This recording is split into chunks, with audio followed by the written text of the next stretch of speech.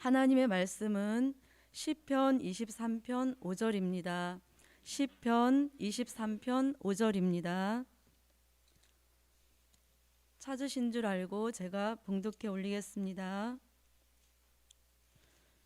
주께서 내 원수의 목전에서 내게 상을 베푸시고 기름으로 내 머리에 바르셨으니 내 잔이 넘치나이다. 아멘. 오늘 본문 말씀으로 저희들에게 주신 하나님의 말씀의 제목은 사명자의 난제를 해결해 주시는 하나님. 사명자의 난제를 해결해 주시는 하나님입니다. 본문에서 사명자라고 하는 것은 계시록 7장 1절로 4절 같이 하나님의 인을 맞은 종들이 때가 되면 계시록 10장 11절 같이 다시 예언할 사명이 있다 하여서 이들을 일컬어서 사명자라고 합니다. 저와 여러분이 하나님의 인을 맞고 다시 예언할 뜻이 있어서 사명자로 부르신 줄 믿습니다. 그런데 하나님이 우리를 부르시고 사명자로 쓰시려고 보니까 난제가 한두 가지가 아니라는 것입니다. 다시 예언은 세계적인 사람을 살리는 역사입니다. 그래서 우리 자신 한 사람 한 사람만 보더라도 세계적인 사명을 감당할 수 있을까라는 의문이 들 수밖에 없는 것입니다. 그러나 하나님은 사명자로 쓰시려고 우리를 부르실 때 어떤 자격이나 전제 조건을 두고 계시지 않으십니다. 다만 하나의 조건이 있고 자격이 있다면 계시록 10장 8절로 10절 같이 작은 책을 달게만 먹고 있다면 하나님이 부르셨다는 뜻인 것입니다. 작은 책을 우리 모두 달게 먹고 있는 것입니다. 그런데 하나님이 마지막 때 사명자로 부르시고 쓰시려고 보니까 난제가 너무나 많은 것입니다. 그렇다고 해서 이사야 41장 8절로 9절 같이 우리를 실어버리지 아니하시고 난제를 고쳐서라도 쓰신다는 것이 저와 여러분에게 주신 소망의 말씀인 줄 믿습니다. 하나님은 전능하십니다.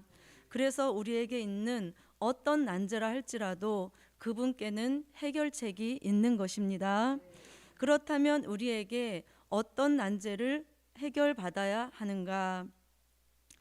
우리가 공통되게 고민하고 생각하는 난제는 뭐니 해도 머리가 따라주지 않는 난제이라 생각합니다. 난제라고 생각합니다. 그래서 하나님은 우리에게 머리가 따라주지 않아서 주의 일을 못하겠습니다. 이런 말을 하지 못하도록, 그런 핑계를 대지 못하도록 첫째, 기름 부어 해결해 주신다. 기름 부어 해결해 주신다. 말씀은 시편 23편 5절 오늘 제목 말씀에 읽은 말씀입니다. 기름을 부어 해결해 주신다는 것을 한마디로 말씀드리면 우리의 머리의 근본적인 개조 변화 역사인 것입니다. 그래서 하나님은 우리로 하여금 머리가 안 따라줘서 못한다는 핑계를 댈 수 없게 만드시는 역사입니다. 기름 부어 주시는 것도 모델이 있습니다. 시편 23편 5절에서 다윗에게 사무엘 선지자가 양각불에 기름을 담아서 머리 위에 부었던 역사가 오늘날 마지막 부름받은 사명자에게 기름 부어 주시겠다고 하는 예표인 것입니다. 그래서 이렇게 다윗은 사무엘로부터 직접 감람류를 머리 위에 기름 부음을 받았지만 우리에게는 또 어떤 선지자로부터 또 기름을 부음 받는다는 것은 아닌 것입니다. 기름 부음에 대한 기준된 말씀이 있는데 요한일서 2장 20절과 27절입니다. 20절을 먼저 찾아서 한번 읽어보겠습니다. 요한일서 2장 20절입니다. 함께 읽어보겠습니다. 너희는 거룩하신 자에게서 기름 부음을 받고 모든 것을 아느니라. 아멘. 모든 것을 아느니라. 안다라고 하는 것은 머리에 변화가 왔다는 뜻입니다. 27절을 한번 읽어보겠습니다. 너희는 주께 받은 바 기름 부음이 너희 안에 거하나니 아무도 너희를 가르칠 필요가 없고 오직 그의 기름 부음이 모든 것을 너희에게 가르치며 또 참되고 거짓이 없으니 너희를 가르치신 그대로 주 안에 거하라. 아멘. 너희를 가르칠 필요가 없다. 이 말씀은 성령이 스승이 되신다는 말씀입니다. 그래서 더 이상 사람의 가르침을 받지 않아도 된다는 말씀인 것입니다. 그래서 기름 부음은 거룩하신 자에게로부터 직접 받는 역사라고 말씀하고 있는 것입니다. 여기서 거룩하신 자는 베드로전서 1장 15절로 16절에서 내가 거룩하니 너희도 거룩하라. 예수님이 거룩하니 너희도 거룩하라. 이 말씀인 것입니다. 그래서 기름을 부어주시는 거룩하신 자라는 것은 예수 그리스도를 가리키는 것입니다. 그래서 다윗은 감람류 기름을 사무엘로부터 받았고 마지막 때 사명자에게는 그리스도께서 직접 성령으로 머리에 기름 부어 주시는 역사입니다. 기름 부음을 받으면 머리에 지각 변동이 와서 모든 것을 알게 되니 영적 지도자로 세우시는 축복인 것입니다. 그래서 이렇게 기름 부음의 역사는 우리 머리에 대한 난제를 해결해 주시려고 부으시는 축복입니다. 기름 부음에 대한 참고 성경 말씀이 있습니다. 하박국 3장 13절에서는 기름 부음 받은 자를 구원하시려고 주께서 일어나사 악인의 집 머리를 치시고 그 집의 기초까지 드러내신다. 이 말씀은 기름 부음 받은 종 끝까지 하나님이 지키신다는 말씀인 것입니다. 이사야 61장 1절에서는 기름 부음 받은 종은 재림의 주님이 오신다는 아름다운 소식을 전하게 하십니다. 스가랴 4장 12절로 14절에서는 기름 중에도 금 기름을 부어주시면 주 앞에 신부로 세우기까지 변함없게 하시는 은혜가 금기름 받은 종의 축복입니다. 뿐만 아니라 계시록 6장 5절에서는 기름 부음 받은 종을 일컬어서 감람류라고 하시고 감람류 된 종 해치 말라 하시니 감람류 된 종들 기근에 피해받지 않게 하시는 축복입니다. 그리고 계시록 11장 3절로 6절에서도 기름 부음 받은 종 두 감람나무를 만드셔서 세계적인 사명인 다시 예언하게 하시는 역사 축복입니다. 이렇듯 머리에 기름 부어 주셔서 우리의 머리에 대한 난제를 해결해 주시면 우리가 이렇게 고백할 수 있습니다. 나도 할 수 있다. 우리도 할 수 있다. 이 고백이 진정 우리의 고백이 되게 하시는 줄 믿습니다. 기름 부음의 역사는 우리 머리를 초월하고 난제를 해결하는 역사 정도가 아니라 영적 지도자의 축복을 주시는 역사이므로 기름 부음의 역사에 대한 확실한 그러한 확신을 가지는 저와 여러분이 되시기를 바랍니다. 그 다음에 우리가 또 어떤 난제들이 있습니까? 우리가 나이 들고 힘들어서 주의 일을 못하겠습니다 라고 핑계댈 수 있다는 것입니다. 그래서 그런 핑계를 대지 못하도록 두 번째, 새 힘을 부어주셔서 사명자의 난제를 해결해 주신다. 새 힘을 부어주셔서 사명자의 난제를 해결해 주신다. 아멘. 우리가 새 힘, 이렇게 새 힘만 이렇게 얘기하여도 하나님이 새 힘을 부어주실 줄 믿습니다. 말씀은 이사야 40장 29절로 31절입니다. 함께 읽어보겠습니다. 피곤한 자에게는 능력을 주시며 무능한 자에게는 힘을 더하시나니 소년이라도 피곤하며 곤비하며 장정이라도 넘어지며 자빠지되 오직 여호와를 앙망하는 자는 새 힘을 얻으리니 독수리의 날개치며 올라감 같을 것이요 다름박질하여도 곤비지 아니하겠고 걸어가도 피곤치 아니하리로다. 아멘. 하나님은 말세 사명자가 나이 들고 힘들어서 주의 일을 못한다는 핑계를 못 대도록 오늘 말씀 읽으신 본문의 말씀과 같이 새 힘을 부어주실 줄 믿습니다. 성경에서는 말세 사명자를 향상하는 독수리에 비유하시고 독수리가 날개치며 올라감 같을 정도의 새 힘을 주셔서 나이 들고 힘들다는 핑계를 대지 못하게 하신다는 것입니다. 그래서 하나님은 금방 지칠지 모를 본인의 힘으로 하지 않고 새 힘을 주셔서 사명을 감당하게 하십니다. 새 힘은 영으로 내려주시는 힘이지만 받기만 받으면 우리의 육체에도 그 표현이 되는 새 힘인 것입니다. 사명 감당은 본인의 힘으로 하는 게 아니기 때문에 하나님이 주시는 새 힘으로 할 때 우리가 피곤하지도 않고 곤비하지도 않고 지치지도 않게 되는 줄 믿습니다. 이렇게 새 힘을 내려주시는 근본적인 원인이 있습니다. 우리의 영계가 향상해서 사람을 살리는 종이 되라는 뜻으로 새 힘을 부어주시는 역사입니다. 그 다음에 어떤 난제를 해결받아야 하는가? 우리가 말씀을 전할 때나 누구를 만나서 말씀을 좀 전해보려고 하는데 그동안 받은 말씀은 너무나 많은 것입니다. 그런데 그 말씀은 다 어디 간 곳이 없고 갑자기 혀가 뻣뻣해지는 그런 경험은 한두 번 다 해보신 줄 압니다. 그래서 그 난제를 해결해 주시려고 세 번째, 학자의 혀를 주셔서 난제를 해결해 주신다. 아멘으로 받는 저와 여러분, 학자의 혀를 조만간 주실 줄 믿습니다. 말씀은 이사야 50장 4절로 5절입니다. 주 여호와께서 학자의 혀를 내게 주사 나로 곤핍한 자를 말로 어떻게 도와줄 줄을 알게 하시고 아침마다 깨우치시되 나의 귀를 깨우치사 학자같이 알아듣게 하시도다.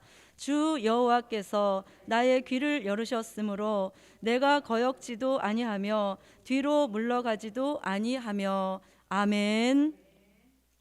우리의 혀 자체에 변화를 주신다는 말씀입니다. 우리의 혀는 하나님과 교통하고 말씀을 말하기보다는 사사로이 사람의 말을 하는데 더 쉽고 익숙하게 길들여져 있다는 것입니다. 그렇다 할지라도 학자의 혀를 주시면 반대의 현상이 일어날 줄 믿습니다. 그래서 곤핍한 자를 만났을 때 어쩔 줄 모르는 것이 아니라 그 사람에게 꼭 필요한 말씀을 딱 주어서 자신의 혀가 알아서 그 사람에게 말씀을 전해 주어서 사람을 살릴 자리에서 사람을 살려내는 저와 여러분이 되게 하실 줄 믿습니다. 그래서 저와 여러분에게 학자의 혀를 주셔서 우리가 말씀만 들고 서면 학자같이 전문가의 수준에서 말씀을 외칠 때 외침을 들은 많은 사람들이 환난 시대로 돌이키는 기적을 주실 줄 믿습니다. 하나님은 또 예레미야 선지자를 통하여서 이렇게 말씀하고 계십니다. 예레미야 1장 9절에 보면 여호와께서 손을 사명자의 입에 대시면 굳어졌던 입에 여호와의 말씀이 임한다. 이렇게 말씀을 하고 있습니다. 그래서 우리가 말씀을 어떻게 전할까, 어떤 말씀을 전할까 고민하지 않도록 입에 말씀을 넣어주신다는 것입니다.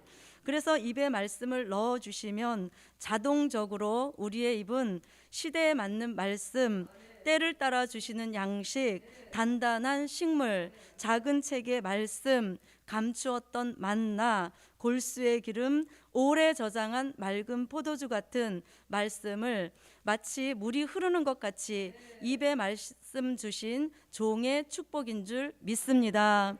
그래서 때가 되면 학자의 혀를 주시고 입에 말씀을 직접 주셔서 말씀에 대하여는 통달하여 쓰시는 축복을 주실 거라고 저와 여러분 확신합니다.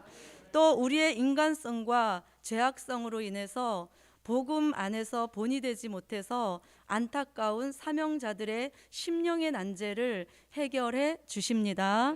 그래서 네 번째, 심판하는 영과 소멸하는 영을 부으셔서 심령의 난제를 해결해 주신다. 심판하는 영과 소멸하는 영을 부어 주셔서 심령의 난제를 해결해 주신다.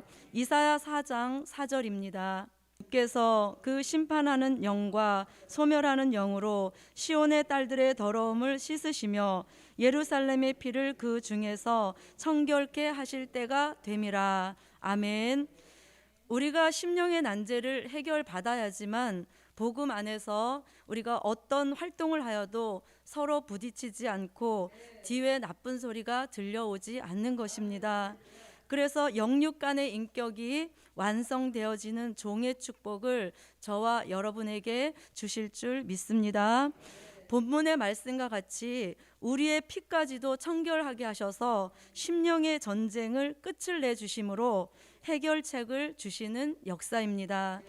그런데 사람은 심령의 전쟁을 끝을 내보려고 금식 기도도 해보는 것입니다. 그러나 금식이 끝난 후에는 여상이 살아나는 것이 무엇입니까? 인간성과 죄악성인 것입니다. 이 역사는 영의 역사이기 때문에 영으로 해결해 주시지 않으면 잡히지 않는 것입니다.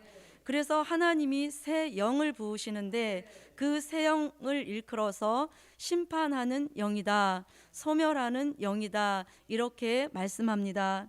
심판하는 영과 소멸하는 영을 부으셔서 우리 속에 있는 인간성과 죄악성을 심판하시고 소멸하셔서 심령에는 성전을 이루게 하시는 역사와 축복 저와 여러분에게 주실 줄 믿습니다. 그리고 또 우리에게 가장 큰 난제인 죄의 문제입니다. 그래서 다섯 번째, 여호와의 신을 하수같이 부으셔서 죄의 난제를 해결해 주신다. 여호와의 신을 하수같이 부으셔서 죄의 난제를 해결해 주신다.